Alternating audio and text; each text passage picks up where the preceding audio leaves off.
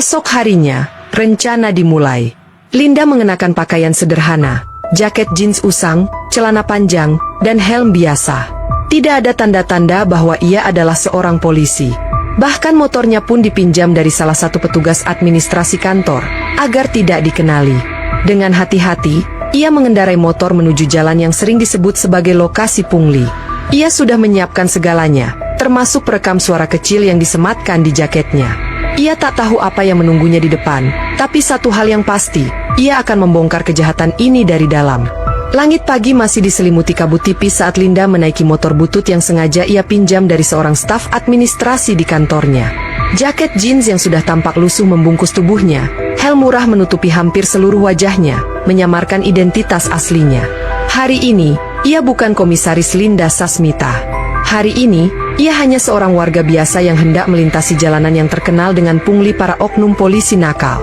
Jalan yang ia tuju berada di pinggiran kota, tempat lalu lintas tidak begitu ramai, tetapi cukup strategis bagi mereka yang ingin mencari keuntungan dengan cara kotor. Linda menarik napas dalam, mencoba menenangkan degup jantungnya yang berpacu lebih cepat dari biasanya.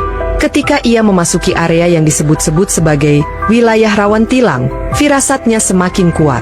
Di depan, ia melihat dua orang polisi berdiri di pinggir jalan dengan postur yang sangat santai. Mereka tidak tampak sedang berjaga untuk keselamatan lalu lintas, melainkan seperti sedang menunggu mangsa. Benar saja, beberapa meter di depannya, seorang pengendara motor lain dihentikan.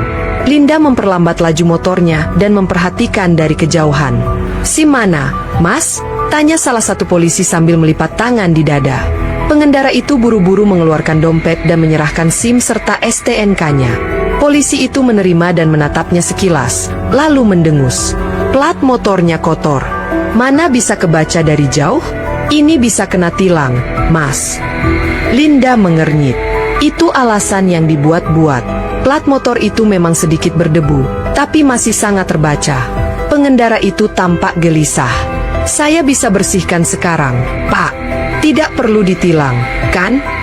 Polisi itu saling pandang dengan rekannya, lalu berkata dengan nada malas, "Kalau mau gampang, ya sudah.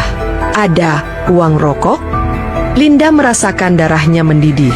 Ini bukan sekadar dugaan, ini kenyataan. Tapi ia tidak boleh gegabah.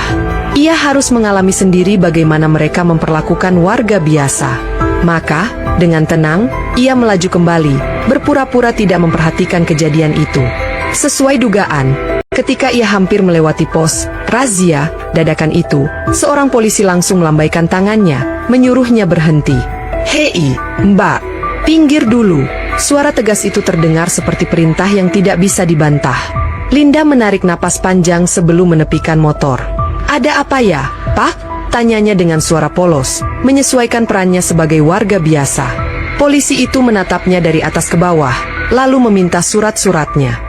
Linda menyerahkan SIM dan STNK palsu yang sudah disiapkan sebelumnya, tentu saja atas nama fiktif. Polisi itu mengangkat sebelah alis. "Helmnya tidak berstandar SNI, nih. Bisa kena tilang." Linda menahan diri untuk tidak tersenyum sinis. Helm yang ia pakai jelas memiliki stiker SNI di bagian belakang. "Oh, maaf, Pak. Saya kira ini sudah sesuai aturan," jawabnya, berpura-pura panik. Rekan polisi itu maju dan ikut mengamati motornya.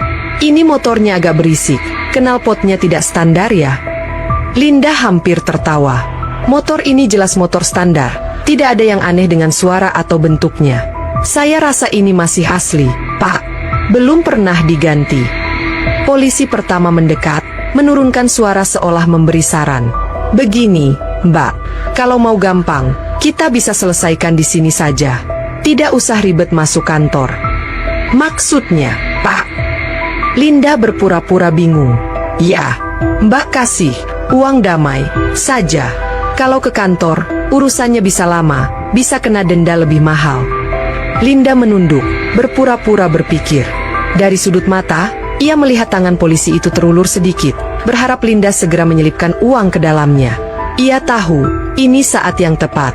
Dengan gerakan halus, ia merapatkan jaketnya sedikit, menekan tombol kecil di dalamnya. Perekam suara mulai bekerja. "Kalau tidak saya kasih uang, bagaimana, Pak?" tanyanya, mencoba menggiring percakapan. Polisi itu menghela napas panjang, berpura-pura bersikap bijak. Ya, kalau tidak kasih, Mbak harus ikut ke kantor. Tapi kalau di sini, ya cukup kasih 50.000 saja, selesai urusan. Linda pura-pura gelisah, merogoh saku celananya seolah sedang mencari uang. Dalam hati, ia menekan kemarahannya. Ini bukan sekadar pungli biasa.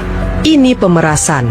Ia ingin menampar wajah mereka dengan kenyataan saat itu juga, tetapi ini belum waktunya. Saya tidak bawa uang banyak, Pak, ujarnya, mencoba mengulur waktu. Polisi itu melipat tangan di dada, jelas tidak sabar. Ya sudah, kalau cuma 20.000 juga tidak apa-apa. Yang penting ada niat baik.